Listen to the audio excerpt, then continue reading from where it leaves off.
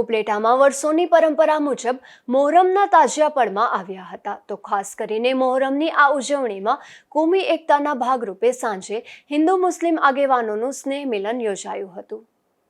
ઉપલેટા શહેરમાં તાજિયા બનાવવાની કામગીરી 3 મહિના અગાઉ શરૂ કરવામાં આવતી હોય છે। મોહરમ માસ એટલે મુસ્લિમ સમાજનો પ્રથમ મહિનો। આ પ્રથમ મહિનો મુસ્લિમ માટે શોકનો મહિનો ગણવામાં આવે છે। મોહરમ માસ દરમિયાન મુસ્લિમોના ઓલિયા હઝરત ઇમામ હુસૈન કરબલા ખાતે શહીદ થયા હોય તેની યાદમાં મોહરમનો તહેવાર ઉજવવામાં આવે છે। આ પવિત્ર માસમાં મુસ્લિમ સમાજ દ્વારા પૂરા મહિનામાં વિવિધ જગ્યાઓ પર દરરોજ અલગ અલગ ન્યાજના કાર્યક્રમો યોજાતા હોય છે। જ્યારે નવમીના દિવસે દરેક તાજિયા પડમાં આવે છે અને બીજા દિવસે તાજિયાને ઠંડા કરવામાં આવે છે। આ વર્ષોની પરંપરા મુજબ ઉપલેટા ખાતે બપોરે તમામ તાજિયા કમિટીના વિવિધ તાજિયા પડમાં આવ્યા હતા અને બપોરથી જ અલગ અલગ ન્યાજના સ્ટોલ લગાવવામાં આવ્યા હતા। અલી કાદર કોડી મુસ્લિમ સમાજ અગ્રણી ઇસ્લામિક ધોરણે પહેલો મહિનો મોહરમ નો મહિનો હોય છે। આજે અત્યારે મહિનો ચાલુ છે તે મોહરમ નો મહિનો છે હિજરી 1447। આ મોહરમ સોદાએ કરબલાની યાદમાં મનાવવામાં આવે છે અને એને ગમનો મહિનો કહેવામાં આવે છે। સૌ પ્રથમ 8 દિવસે અલગ અલગ બબે રાતે ચોકારો ત્યાં પડતા હતા। પીરના ઓટો છે દરબારગઢ ધંધુસા પીર દરગાહ અને નિયામતમાં અને કાલથી 9મી તારીખ હતી અને ત્યારે બપોરે 2 થી 2:30 વાગ્યામાં દરેક તાજિયાઓ પોતાના પરમાં આવેલા અને ત્યાંથી મોહરમના 6 દિવસો ચાલુ થયા છે। ત્યાં કાલે રાતે 9મીની રાત હતી અને એને બહુ શાનદાર રીતે ઉજવવામાં આવે છે। કતલની રાત પણ એને કહેવામાં આવે છે।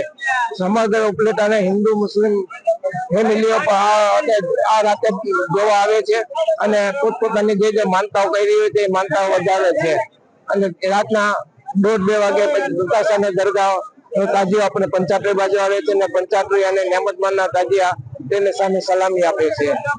2-3 વાગે આ પ્રોગ્રામ પૂરો થાય છે અને ત્યારે સલાતો સલામ બાદ જે મહિલાઓ જે બૈરા હોય એની જે માનતા હોય છે ખર્યા પગ ઉભા રહેવાને એ પોતાની માનતા પૂરી કરે છે અને ત્યારબાદ 4 વાગ્યાને શેરી કરી અને પોતાનો રોજો બંધ કરે છે।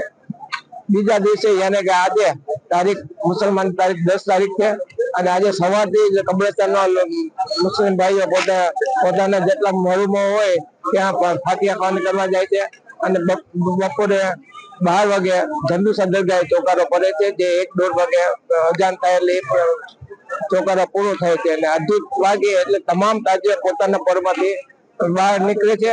સૌ પ્રથમ પહેલા આપણા નિયામતમાનનો તાજિયો હોય એ પોતાની રીતે આપણે રેલીના રૂપે સરઘસ રૂપે પંચાટરીમાં આવે છે। પંચાટરીના તાજિયો બે ભેગા થઈ અને જુમા મસ્જિદ સુધી આવે છે ત્યારે સામેથી ધંધુસા દરગાહનો તાજિયો પણ જુમા મસ્જિદ આવે છે। એ બધા તાજિયા ભેગા થઈ જે આશરે નાના મોટા 45 જેટલા તાજિયાઓ ભેગા થઈ અને દરબારગઢમાં ભેગા થાય છે।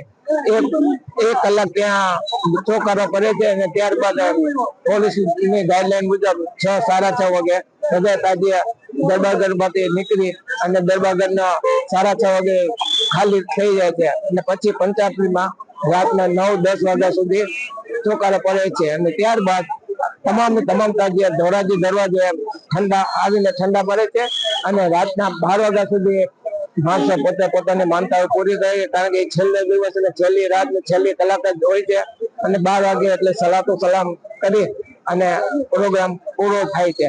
આ પ્રોગ્રામને સફળ બનાવવામાં આ પ્રોગ્રામ આખો તાજિયા કમિટી તરફથી હોય છે એને સફળ બનાવવામાં આખી કમિટીના સભ્યો એટલે કે આપણે પ્રમુખ તાજિયા કમિટીના પ્રમુખ શબીર બાપુ શાહનવાજ બાપુ ગુલામ બાપુ અને આખી કારોબારના સભ્યો સફળ બનાવવામાં પૂરેપૂરી મહેનત કરી છે। આ પ્રોગ્રામને બીજા સફળ બનાવવામાં ગવર્મેન્ટ રીતે જીબી વાળા તરફથી પોલીસ ખાતા તરફથી અને નગરપાલિકા તરફથી બહુ અમને સાથ અને સહકાર મળે છે। મામલતદાર તરફથી પણ અમને બહુ પૂરેપૂરો 10 દિવસ સુધી સાથ અને સહકાર મળે તે બદલ તાજિયા કમિટી તરફથી તેઓનો પણ આભાર માનવામાં આવે છે અને ગમે ત્યારે આવા પ્રોગ્રામો હોય તો પોતે ખડે પગે હાજર રહેશે એવી અમને આશા છે। આ વર્ષોની પરંપરા મુજબ ઉપલેટા શહેરમાં હિન્દુ મુસ્લિમ સાથે રહી ભાઈચારા અને એકતાથી તહેવારો ઉજવે છે, જેથી રાત્રે તાજિયા કમિટી ઉપલેટા દ્વારા દર વર્ષે બંને સમાજના સ્નેહ મિલન કાર્યક્રમ પણ યોજાય છે. ત્યારે આ વર્ષે આગેવાનોએ સાથે રહી તાજિયા દીદાર કર્યા હતા. સરફરાઝ કોરી, ગુજરાત ન્યૂઝ, ઉપલેટા.